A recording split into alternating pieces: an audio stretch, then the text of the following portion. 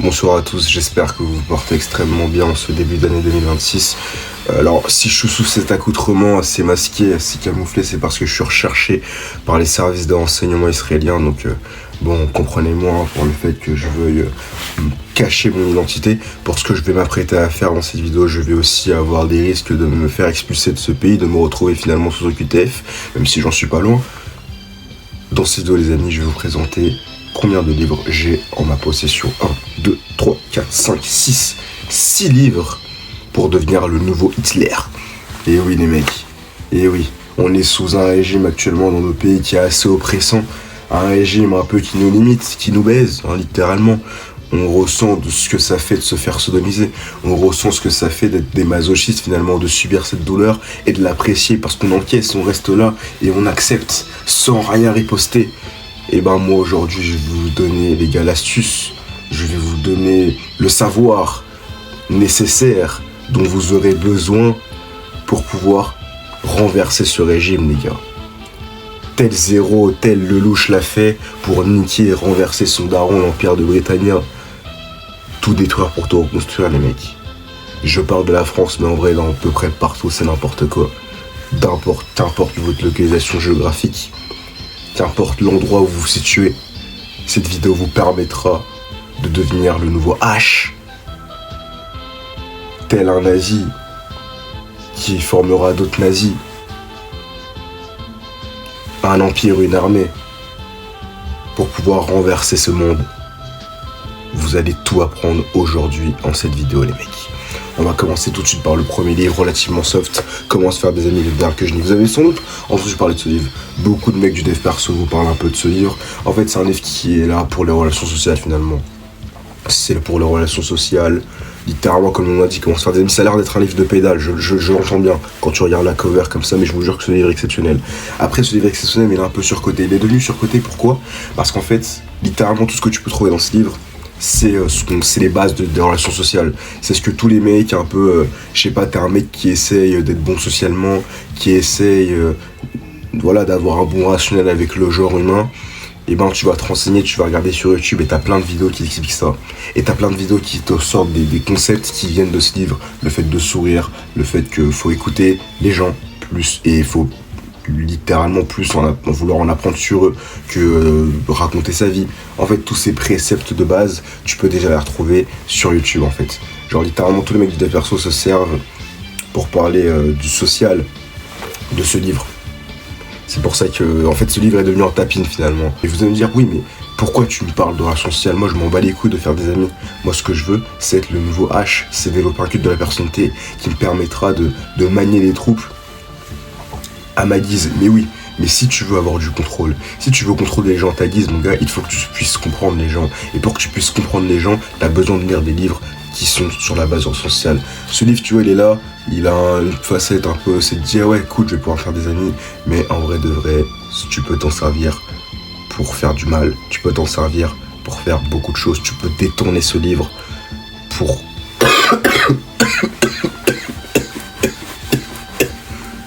Il ne me reste plus beaucoup de temps. Il ne me reste plus beaucoup de temps à vivre, les gars. Mais tu peux détourner ce livre pour faire de très grandes choses, pour avoir de très grands projets. Et c'est pour ça qu'il est très dangereux, mais qui est en façade. Un livre qui paraît enfantin est finalement très dangereux. Mais n'est pas nécessaire, ok ? N'est vraiment pas nécessaire. Parce que il y en a plein de vidéos qui pourront vous expliquer ce qu'il y a dedans. Donc ça, on va le passer outre, mais ça reste un excellent livre. Deuxième livre les mecs, justement, là je vous ai parlé d'un livre qui vous parle de ce qui est un peu les bases de relations sociales. Là les gars je vous ai expliqué un livre qui est la continuité de ce livre, qui va en profondeur tu vois, sur ce que les gars du dev perso n'utilisent pas. Un livre qui est beaucoup plus précis et qui est beaucoup plus entre guillemets, qui a moins peur de se cacher finalement, qui a moins peur de dire les termes, qui a moins peur de dire qu'il est là pour faire du sale. Ce livre, c'est l'art de la séduction, les mecs. Du gars qui a fait les 48 lois du pouvoir, bien évidemment Robert Greene, le livre qui a créé Pafman. Les gars, ce livre, c'est une mine d'or, elle est exceptionnelle. En fait, vraiment, ce livre, il va t'expliquer littéralement, comme on dit, que la l'instruction, il va t'expliquer comment, encore une fois, comment ça fonctionne, comment faire, les techniques à avoir. Et après, vous dites, oui, mais voilà, c'est un truc qui est niché, on peut trouver ça partout sur YouTube. Les gars, je vous jure, je suis un mec qui traîne beaucoup sur YouTube. À une époque, je me branlais beaucoup sur les vidéos dev perso, tout ça, les trucs de la séduction. Et je vous promets qu'il y en a plein. Il y a plein de concepts qui ne sont pas expliqués parce que ce livre, en fait, il t'explique tout en profondeur, avec différents profils à avoir pour la séduction. Le fait que vraiment, ça va vraiment en profondeur, quoi. Tu vas me dire, oui, mais c'est pour avoir des femmes. Mais en fait, tu peux t'en servir avec les femmes, tu peux t'en servir avec les hommes, tu peux t'en servir avec les transsexuels, tu peux t'en servir avec tout ce que tu veux, donc. Ce livre, vraiment, il explore les profondeurs pour vraiment t'expliquer et que tu puisses vraiment comprendre la chose et que tu puisses même adopter ton propre profil, que tu puisses comprendre pourquoi la femme elle attire l'homme, pourquoi l'homme attire et comment le faire, comment développer un putain de culte de la personnalité. Ce livre est là pour ça, il est exceptionnel. Déjà regarde-moi cette cover, regarde-moi, c'est tellement beau, ce livre est magnifique, ce livre est magnifique en rose, une couleur exceptionnelle. Ce livre, les mecs, lisez-le. Vous voulez être un gourou, vous voulez avoir des femmes, vous voulez développer un culte, achetez-le, les mecs. Achetez-le, prenez-le. Prenez-le, ça. Maintenant, on va passer, les gars, au troisième livre, pardon. Là, je vous ai parlé des livres de relations sociales pour tout simplement se développer un culte, avoir, entre guillemets, une personnalité, un lien, une tacte qui permettra à votre entourage, qui permettra en fait de séduire tout votre entourage, de les séduire et qu'ils puissent un peu vous prendre tel un demi-dieu finalement, qu'ils puissent vraiment avoir une certaine estime de vous, parce que vous savez les armes à utiliser contre eux, les armes à utiliser pour les séduire. Et donc, in fine, un amour, une diligence qu'ils auront vis-à-vis de vous, qui vous permettra de pouvoir les contrôler, qui vous permettra de pouvoir leur donner des ordres, un contrôle sur eux, grâce à l'enseignement de ces livres. Désormais, je vais vous donner le livre qui vous permettra de développer ce mental, un mental qui vous permettra d'avoir envie de vous dépasser. C'est bien beau, les gars, de mener l'armée, c'est bien beau d'avoir le pouvoir de mener l'armée, mais si vous voulez être le nouveau H, il faut que vous ayez une détermination, un but, une discipline, une diligence, un désir de conquête. Et pour ce livre, je ne peux que vous conseiller Can't Hurt Me, en français, plus rien ne peut me blesser, de David Goggins, notre prophète. Les gars, si vous connaissez pas David Goggins, ce noir chauve de 40 ans, c'est un mec, ok, à la base, il était complètement chop. Il faisait je sais pas combien de kilos, il était gros. En fait, il avait littéralement une enfance qui pousserait la majorité d'entre nous au suicide. Voilà, le mec, il se faisait battre par son daron. C'est vraiment le passé antagoniste, hein.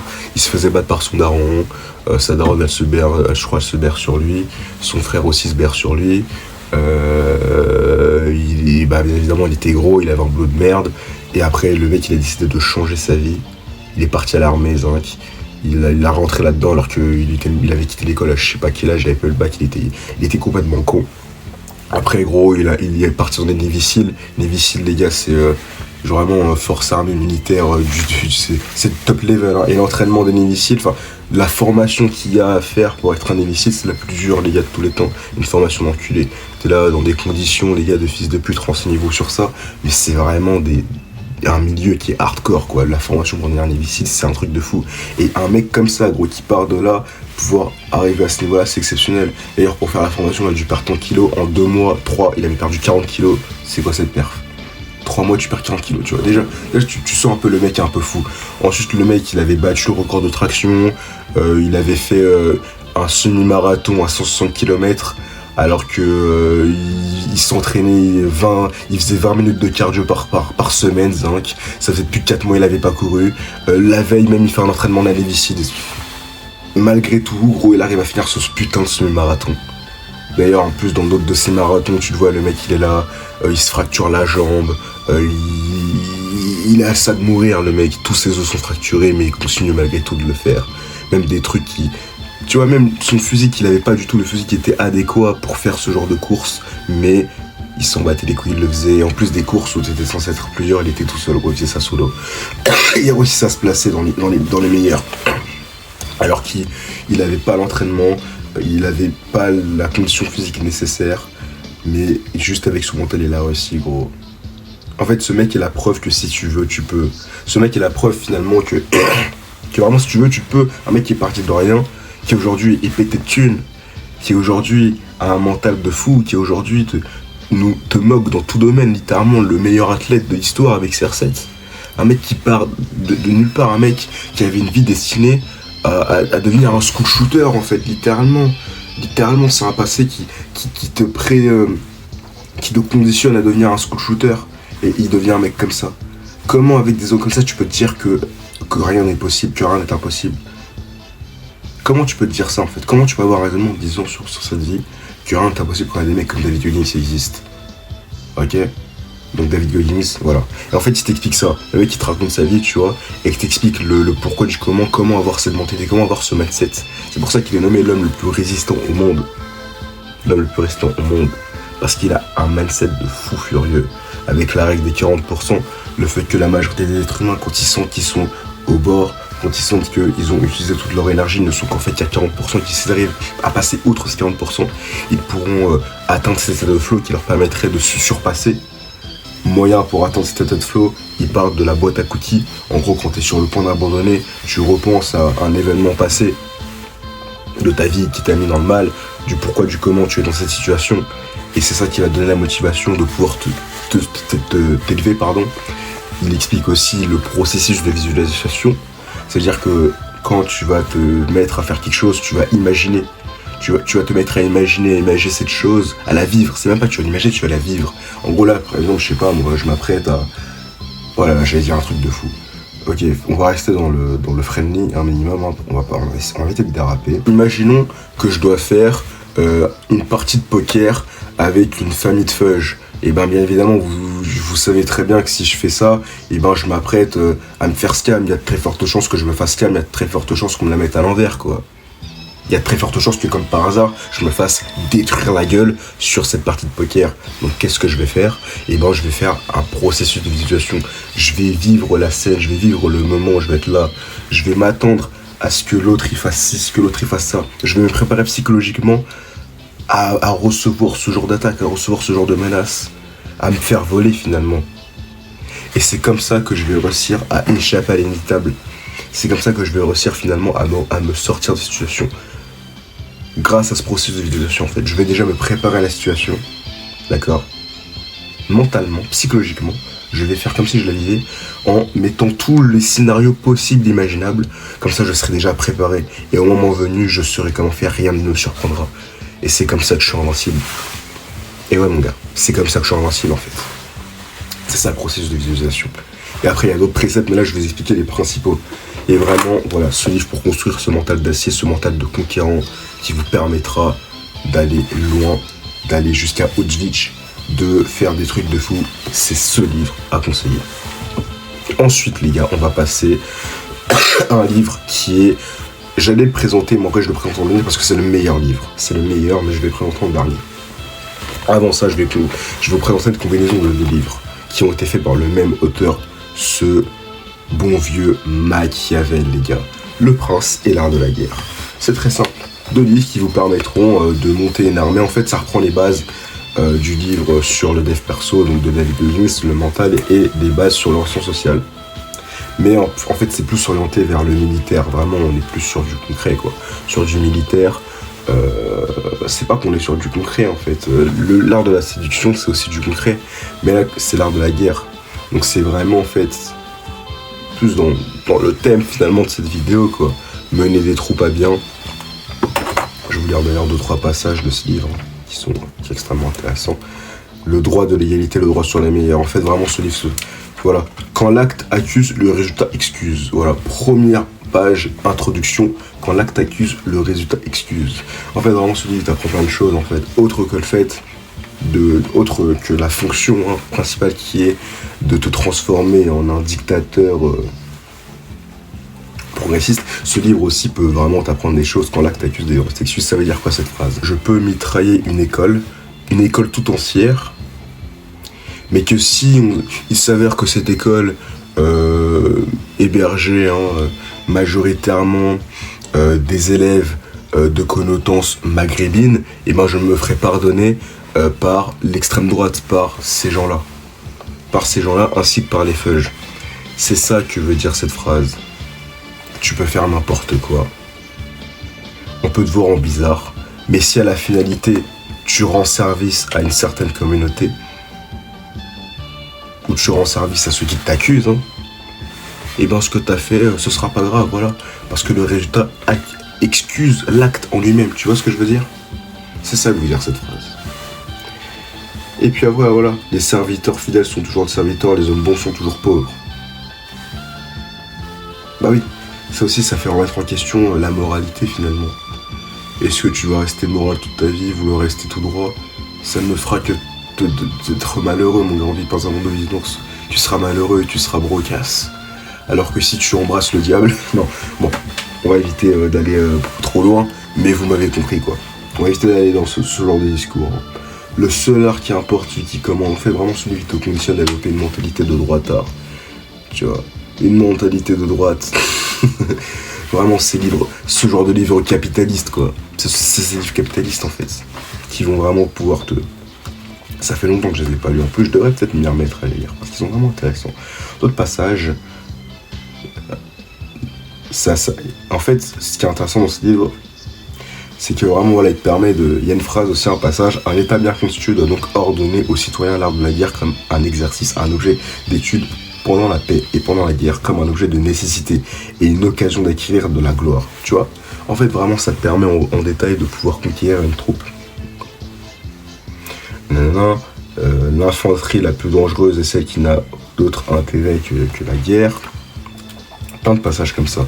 Et ce qui est intéressant aussi, c'est qu'il y a deux parties. T'as la première partie qui est consacrée pour pouvoir conditionner de façon une armée finalement et ses citoyens, tu vois, donc si t'arrives à avoir ce titre. Et t'as la deuxième partie qui est beaucoup plus en détail, qui va te permettre vraiment en combat, en fait, d'organiser tes troupes, voilà, tel un échiquier, tu vois, aux échecs. Cette deuxième partie est beaucoup précise. Alors cette deuxième partie, je l'ai pas lue parce que pour l'instant, elle ne m'est pas nécessaire. Mais une fois que vous aurez ce titre de grand chef, et ben vous lirez la deuxième pour pouvoir acquérir d'autres terres, ok, de par le maniement de troupes. D'une partie est consacrée sur ça.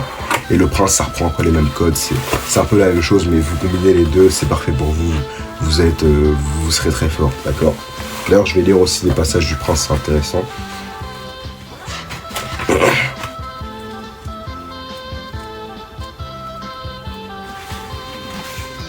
Rien n'est plus difficile à bien conduire, plus casuel à réussir et plus dangereux à manier que de se rendre chef en introduisant des nouveautés. À méditer. La règle que doit observer l'usurpateur d'un État, c'est de faire d'un seul coup toutes les cruautés qu'il est obligé de faire. Par cette conduite, il ne sera pas contraint d'y revenir tous les jours et il aura le temps et les moyens de remettre en repos l'esprit de ses sujets et de gagner leur affection par sa protection et par ses bienfaits. Voilà, ce livre t'apprend le truc de base de... il vaut mieux être aimé, mais craint, que détesté ou adulé. Ok, en gros, il faut avoir ce juste milieu. Donc vous irez en profondeur encore une fois pour pouvoir... en ayant ces livres, les gars, n'ayez pas d'excuses. J'ai pas d'argent, le pass culture existe, d'accord? Alors tu vas utiliser ce pass culture et tu vas nourrir tes connaissances. Que dans le cadre, encore une fois, je ne t'oblige à rien, je ne t'oblige pas, mais que dans le cadre où tu veux... que dans le cadre où tu veux avoir un bien de pouvoir. Ensuite, on va parler du dernier livre, le meilleur livre pour mener à bien notre mission. Je parle bien évidemment de 1984, George Orwell, le Big Brother, l'œil sur le téléécran.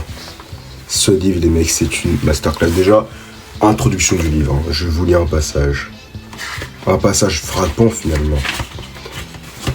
Guerre et paix, liberté et servitude, ignorance et puissance. Que dont se parle ce livre? En fait, ce livre, il parle d'un mec, le perso principal. J'ai oublié son blaze. Qui est là, gros, il vit dans une époque londonienne, imaginaire, hein, où le dictateur qui est le CEO un peu, le dirigeant un peu de ce pays, n'est d'autre que Big Brother. Le grand frère. Le grand frère, parce qu'il surveille tout le monde. Personne n'est à l'abri de quoi que ce soit, en fait. On est sur un gaz, hein, les téléécrans. Vous voyez cette page de couverture? Ça, l'œil, il vous observe, il sait tout ce que vous faites. tout ce que vous faites, tout est surveillé, millimétré. Donc une quelconque rébellion, un quelconque esprit libérateur, il sera le premier informé et il vous punira. C'est l'histoire d'un gars qui veut s'échapper d'une organisation qui opprime ses frères, sa population, s'échapper, évader à Big Brother et au parti. C'est ça ce livre.